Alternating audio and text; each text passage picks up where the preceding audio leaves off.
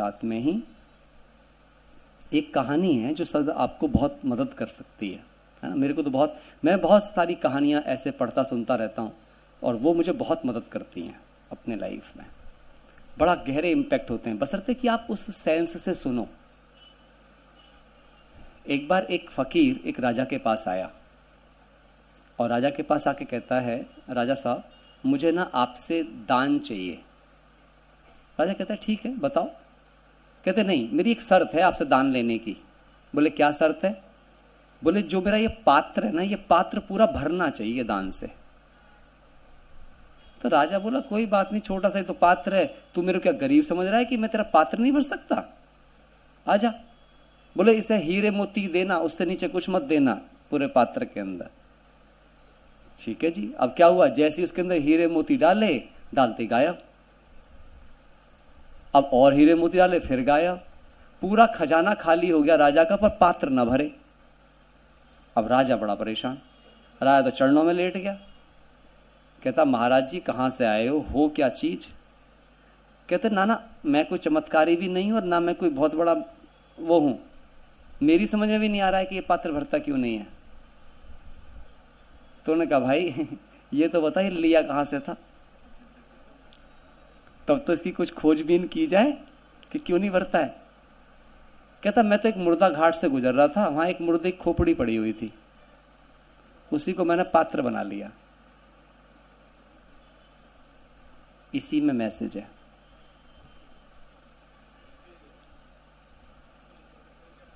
ये खोपड़ी कभी भरती नहीं है, ना ज्ञान से, ना पैसों से, ना उपलब्धियों से, ना प्राप्तियों से, ना संबंधियों से।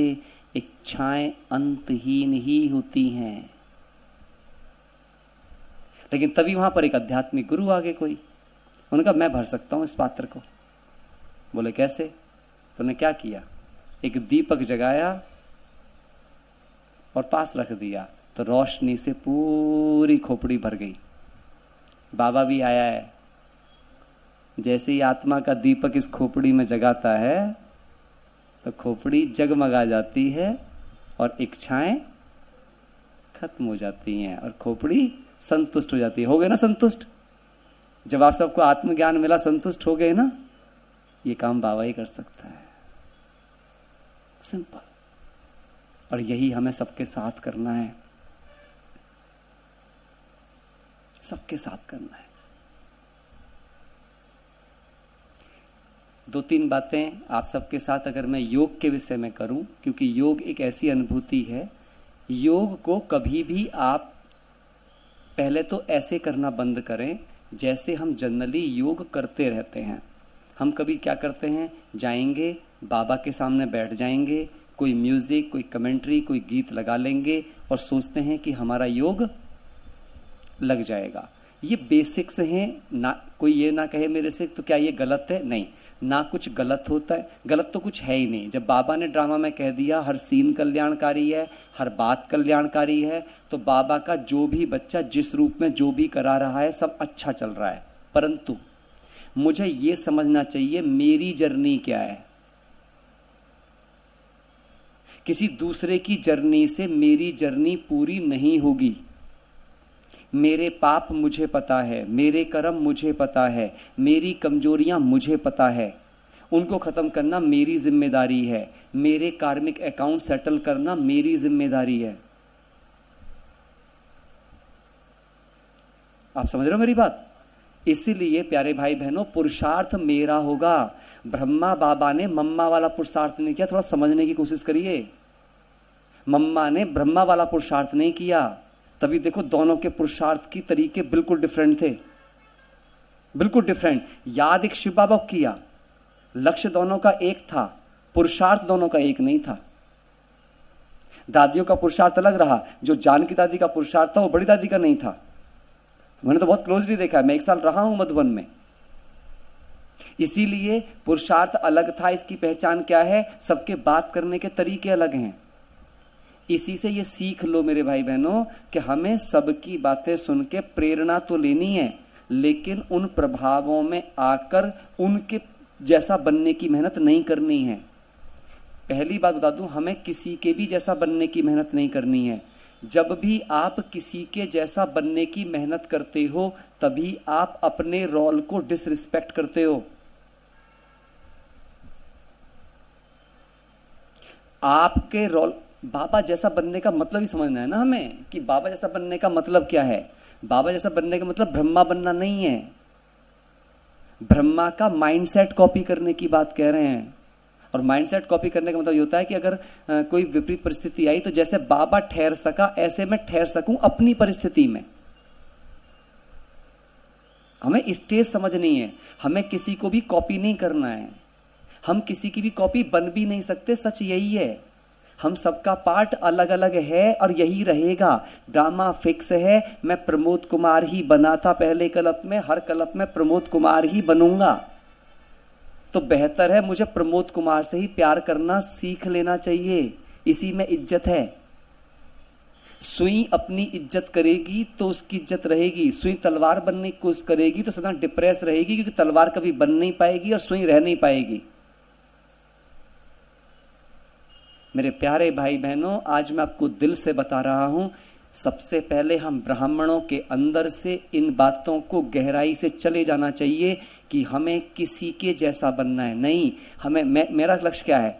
बाबा मैं बिल्कुल वैसा बनना चाहता हूं, वो आप ही को पता है, जैसा मैं परम धाम से सतयुग में उतरा था।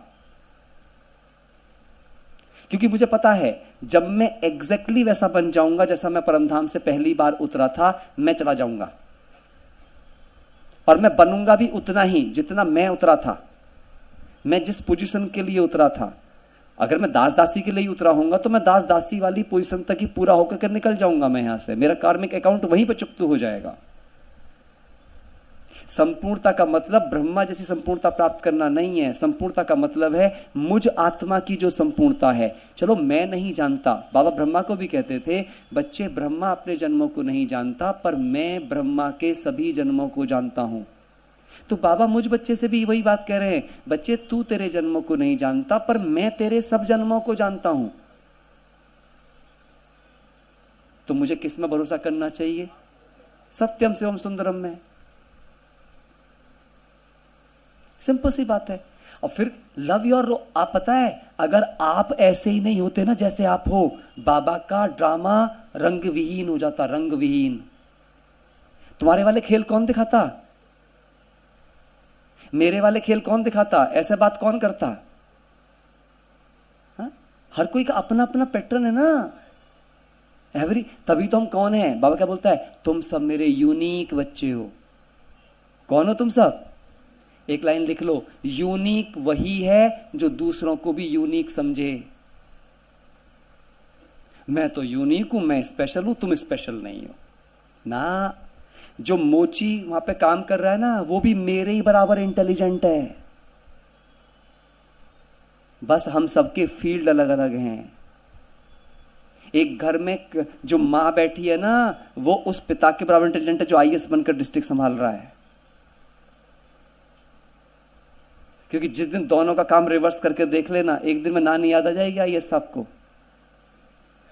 हाँ, और मां को लगता हो कि मां काम बड़ा तो उस आईएएस की कुर्सी बिठा देना, एक दिन में उसको भी नानी याद आ जाएगी। इससे ये समझने की बात है, जिस तभी कहा गया है, जाको काम वाई को साजे और करे तो डंडा बाजे। ये कहावत है गांव में। अपना फिक्स है ना। और लव योर रोल, मेरा रोल सच। मैं तो बाबा को बोलता हूं कभी बैठ के, बाबा तू मेरा रोल बजा के दिखा। तू मेरा नहीं बजा सकता, मैं तेरा नहीं बजा सकता। अपना अपना बजाते हैं ना, बात खत्म हो गई, टेंशन खत्म। पहले तो पुरुषार्थ की इतनी टेंशन रहती थी, इनके जैसे बन नहीं पा रहे हैं, अपने जैसे रह नहीं पा रहे हैं, बीच में फंस गए, त्रिशंकु बन गए थे। 90% ब्रह्मा कुमार कुमारियां त्रिशंकु बन के घूम रहे हैं, क्योंकि वो बनना चाहते हैं इनके जैसा, अपने आप को समझ नहीं पा रहे हैं और इसी उधेड़ बुन में वो कुछ नहीं कर पा रहे हैं। सबसे पहली बात है, मुझे तो बाबा बस वैसा बनना है जैसा मैं परम धाम से पहली बार पहले कल्प में उतरा था। और मुझे पता है आपने मेरे लिए जो भी चुना है वो बेस्ट चुना है, क्योंकि मेरी बुद्धि तो बनती बिगड़ती रहती है, पर आपकी बुद्धि तो सदा सत्य है, सदा शिव है, सदा ही सुंदर है। और मैं तो आपका बच्चा हूं, और कोई बाप अपने बच्चे का बुरा तो सोचता ही नहीं है, तो मेरा कोई भी पार्ट बुरा हो ही कैसे सकता है? बात खत्म। माँ बाप अपने बच्चे के लिए कुछ बुरा नहीं सोच पाते हैं, इवन अपने कपूत बच्चे के लिए भी बुरा नहीं सोच पाते हैं। इसीलिए ध्यान से देखना आप, शिव ही वो पिता हैं जिनकी पूजा राम भी कर रहे हैं तो रावण भी कर रहे हैं, कौरव भी कर रहे हैं तो पांडव भी कर रहे हैं, क्योंकि शिव सबको बराबर दृष्टि से देखता है, पर वो देता उसको वही है जो चाहता है। राम ने भगवान को चाहा, भगवान मिल गया। रावण ने वरदान चाहा, वरदान मिल गया। कौरवों ने अक्षौणी सेना वरदान चाही, उनको वो मिल गया। और पांडवों ने कृष्णा को चाहा तो उनको वो मिल गया। आपको दो में से एक ही चीज मिलेगी, या तो भगवान मिलेगा तो भगवान का वरदान मिलेगा। क्या चाहिए आपको? भगवान चाहिए ना? तो फिर ये मत कहना मेरी प्रॉब्लम खत्म कर देना, मेरे बच्चे की नौकरी लगवा देना, मेरी बीमारी काट देना। तो वरदानों की भीख नहीं मांगनी फिर हमें, क्योंकि बाबा मिल गया तो ये सब तो ऑटोमेटिक। कुछ लोग विघ्न विनाशक योग लगाते रहते हैं, पता है विघ्न खत्म हो गए हम भी मर जाएंगे विघ्न खत्म होते ही। आप बताओ, इस पूरी दुनिया का एक भी नौकरी, एक भी बिजनेस प्रॉब्लम खत्म होने के बाद रहेगा? बोलो आप। सर्दी खत्म हो जाए, जैकेट बनाने वाली कंपनी रहेगी? गर्मी खत्म हो जाए, पंखे एसी बनाने वाला कोई बिजनेस रहेगा? आप बताइए। हाँ, मैथ की प्रॉब्लम खत्म हो गई, मैथ का टीचर रहेगा? बीमारी खत्म हो गई, कोई डॉक्टर रहेगा? सोचिए। मैं ये सारी बातें आपको इसलिए बता रहा हूं, जिस दिन आप संसार को इस दृष्टि से देखना शुरू कर दोगे, आपके अंदर की पीड़ाएं मिट जाएंगी। सबसे पहले खुद को प्रेम करना सीखो, सबसे पहले दूसरों को उनसे प्रेम करना सिखाओ, तब ये धरती प्रेम का घर बनेगी। ये धरती कहने स्वर्ग नहीं बनेगी, ये मटेरियल से स्वर्ग नहीं बनेगी, ये मुकुट धारण करने से, कंगन पहनने से, कपड़े पहनने से स्वर्ग नहीं बनेगी। पहले ये संस्कारों में स्वर्ग बनेगी। ठीक बात है? सही लग रही है बात? इंपॉर्टेंट है। इसके अलावा दो चीज और बताऊंगा, फिर अपनी बात खत्म करूंगा यहीं पे, क्योंकि 8:30 बजने वाले हैं। लेकिन ये दो बातें जरूर लेके जाना। किस किस को दुख होता है? हाथ उठाओ, ईमानदारी से हाथ उठाओ। ऐसा कोई नहीं होगा, मुझे लगता है कि जिसको कोई ना कोई बात पर दुख ना आता हो, है ना? कोई ना कोई बात दुख कर जाती, किसी की बात कर गई, कुछ कर गई। अच्छा, किस किस को डर भी लगता है? डर अच्छा नहीं लगता? अभी मैं सांप छोड़ दूं, एक भी दिखाई नहीं देगा क्लास के अंदर, एक भी। ऐसे भागेंगे, उछल के पैर वैर सबके ऊपर आ जाएंगे 1 सेकंड में। कहते हैं डरते नहीं है। अभी आप रोड पे जा रहे हो, मैं हल्का धक्का दे दूं, ट्रक के सामने खींच ही लूं, बहुत देर तक सांस ऊपर नीचे रहेगी, नींद भी नहीं आएगी। हाँ या ना? तो ये सब झूठ होते हैं कि मुझे डर नहीं लगता, है ना? ये धीरे धीरे आएंगी अवस्थाएं। हम ब्रह्मा बाबा नहीं बने कि ब्रह्मा बाबा की कुटिया में सांप घूम रहा है, कह रहे हैं बच्चे को बोतल बंद करके छोड़ाओ। वो था निडर, वो ब्रह्मा ही था, क्योंकि जिसे आत्मज्ञान संपूर्ण हो गया। जैसे ऋषि होते हैं, ऋषि जब जंगल में तपस्या करने के लिए बैठ जाता है तो उसके ऑरा में आते ही सारे हिंसक जानवर अपनी हिंसा भूल जाते हैं। उस लेवल की अहिंसा चाहिए पहले यहां पे। तो सारे दुखों और सारे डरों का कारण क्या है? लिख लो, एक एक सेंटेंस है, इस पे काम करना है बस हमें। ये काम कर लिया तो मिट जाएगा। जैसे अगर आप देखोगे, सारे दुखों का कारण है मेरा कुछ खो गया। सोच में भी ये भाव, केवल एक भाव आप चेक कर लो, मेरा कुछ खो गया। ये भाव आपके अंदर दुख पैदा करेगा। मेरी इज्जत खो गई, मेरा पैसा खो गया, मेरा फलाना चला गया, वो मर गया, ऐसा हो गया, ऐसा ना होता तैसा। देख लो आप, मेरा कुछ खो गया, ये फीलिंग आप में दुख पैदा करेगी। कहीं मेरा कुछ खो ना जाए, ये डर पैदा करेगा। मैं मर ना जाऊं, बीमार ना हो जाऊं, नौकरी ना चला जाए, वो ना हो जाए, ऐसा ना कह दे, वैसा ना कह दे। डर हमेशा फ्यूचर में होता है और दुख हमेशा पास्ट में। और जबकि ये दोनों ही एग्जिस्ट नहीं करते, ना पास्ट ना फ्यूचर। हमेशा वर्तमान ही एग्जिस्ट करता है। आप केवल अभी में रह सकते हो, अभी में। और अगर आप अभी में हो ना पास्ट, पास्ट केवल स्मृतियां हैं और फ्यूचर केवल प्लानिंग। पास्ट केवल स्मृतियां हैं और फ्यूचर केवल planning. Present is only thing. और इसीलिए बाबा हमसे कहते हैं त्रिकालदर्शी बनकर प्रेजेंट में कर्म करो कि जो कर्म करूंगा इसका पास्ट कैसा बनेगा, प्रेजेंट कैसा होगा और फ्यूचर कैसा बनेगा, तब उसके बाद कर्म करना शुरू करो। अब नाउ इन दोनों का इलाज क्या है? मेरा कुछ खो गया, इसका जवाब मुझे अब बताओ। आज तक आपका जो जो भी खोया है, जिसके बारे में दुख आता है आपके अंदर, वो सब विनाशी है या अविनाशी है? तो विनाशी विनाश के लिए ही बना था या अविनाशी के लिए बना था? अच्छा, जिस जिस चीज के भी खोने के डर से आपको डर लगता है कि खो ना जाए, वो सब भी विनाशी है या अविनाशी? लेकिन मैं कौन हूं? आत्मा। मैं आत्मा, जो जो मेरा खोया था, जो जिसको भी मेरी लिस्टिंग बनाऊं मैं, अगर जिसको मैं मानती हूं कि खोया था, क्या मैं उसे लेकर के पैदा हुई थी? और जिस जिसको खोने से डर रही हूं, क्या वास्तव में उसे लेके जा सकती हूं? तो जिसे मैं ना लेकर के पैदा हुई थी और ना लेके जा सकती हूं, क्या वो मेरा हो सकता है?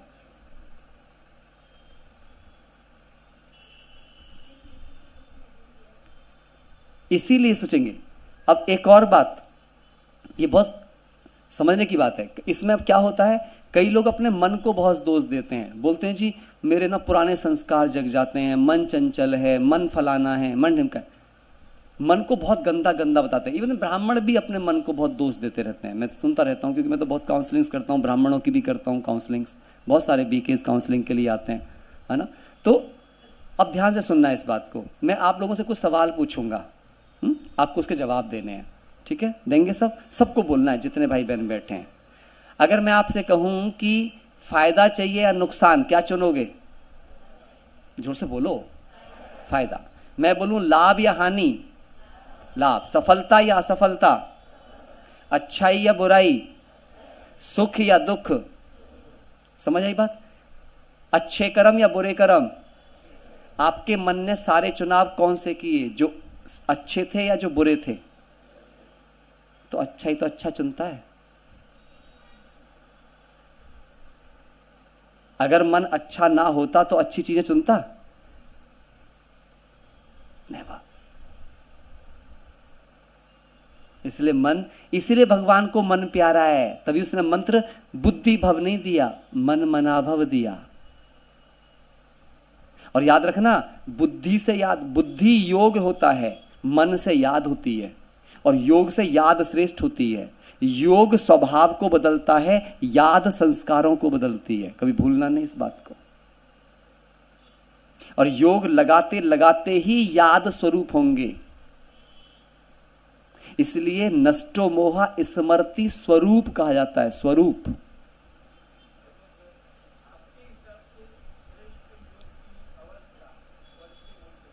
वो अवस्था जिसमें आपका हर विचार और हर भाव आपके नियंत्रण में हो, श्रीमत के पट्टे पे रखा हो। इसीलिए योग की 4 अवस्था मैंने शाम भी बताई थी, फिर से बता देता हूं, सब लिख लो अपने पास में। पहली अवस्था होती है चिंतन की अवस्था, दूसरी होती है विचार सागर मंथन की अवस्था, तीसरी होती है मनन की अवस्था।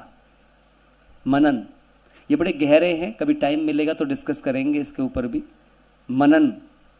और चौथी होती है मगन, द फाइनल स्टेज।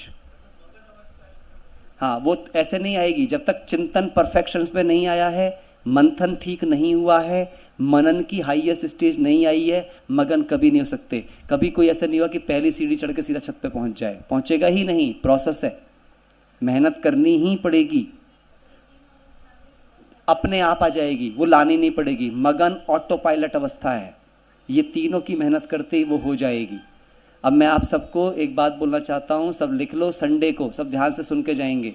संडे को बहुत इंपॉर्टेंट भट्टी है जो 9 से 11 है, पूरी वो ज्ञान योग भट्टी वर्कशॉप है, जिसमें मैं फिर से बता रहा हूँ आपको, 7 जेलें, 6 बेड़ियाँ, 6 एग्ज़ाम, इन 3 चीज़ों के ऊपर बहुत गहरी रियलाइजेशनल भट्टी है। संसार की हर व्यक्ति, वस्तु, वैभव को देखने का पैटर्न शिफ्ट हो जाएगा आपका। आपको पूरी जिंदगी यही स्वर्ग नजर आ जाएगी। इतनी प्यारी चीज़ है वो, जब आप वो कर लेंगे। इसलिए कोई मिस मत करना, बल्कि जो ब्राह्मणों ने मिस किया भी है उनको भी पर्सनली कॉल करके बुला लो उस दिन, और तसल्ली से आना। मुझे आपके चेहरों पर जल्दबाजियां नहीं दिखनी चाहिए। अगर भट्टी करनी है, जिनको नहीं करनी है वो मत आएं। अगर आप में गट्स हों कि आप 9 से 11 बैठ सकते हैं पूरी ईमानदारी से, तो ही आएँ। नहीं गट्स हैं, अपने घर पर ही रहें, बेहतर है। मैं तो बहुत खुले की बात कर रहा हूँ, बल्कि मैंने तो दीदी से बात करने वाला हूँ। पूछूंगा दीदी अगर आज्ञा देंगे कि दीदी एक क्लास केवल उनके साथ करेंगे जो सच में पुरुषार्थ करना चाहते हैं, जो तीव्र पुरुषार्थी हैं, उन साथ बैठूंगा, उन सब करूंगा। फिर मैं डीप रियलाइजेशन टॉक, क्योंकि ज्ञान ये बहुत डीप लेवल है। मुझे पता है कि कुछ ही लोग होते हैं उसे पकड़ने के लिए। जो तैयार होंगे उनके साथ करेंगे।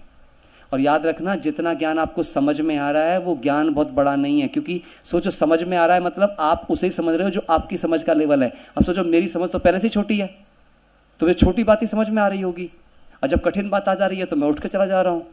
तो इसका मतलब कठिन को मैं समझने की कोशिश भी नहीं कर रहा हूँ। इसका मतलब मैं अपनी समझ बढ़ाने की कोशिश भी नहीं कर रहा हूँ। तो मैं बड़ा कैसे बनूंगा?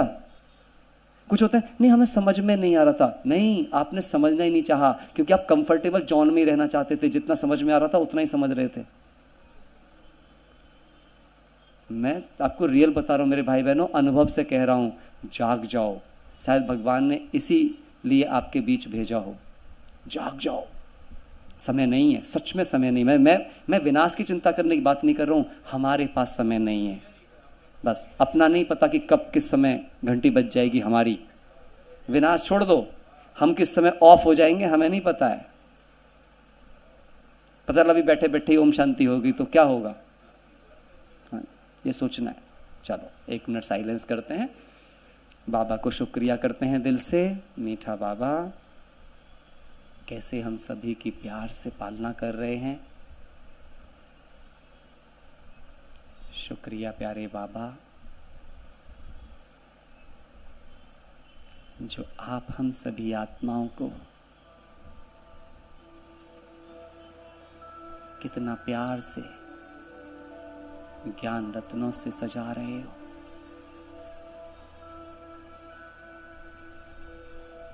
महसूस करें वरदाता आज हमारे पास है।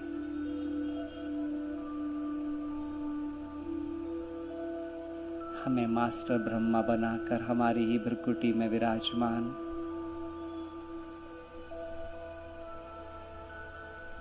आज अपने सभी वरदान हमें दे रहे हैं।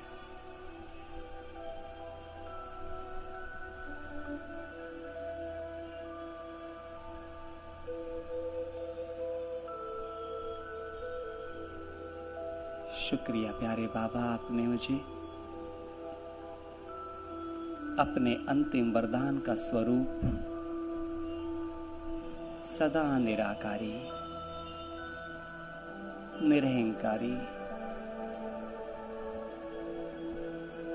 निर्विकारी बनाकर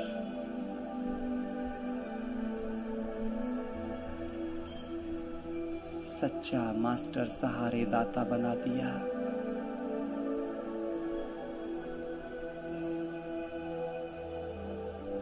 शुक्रिया बाबा, दिल से शुक्रिया।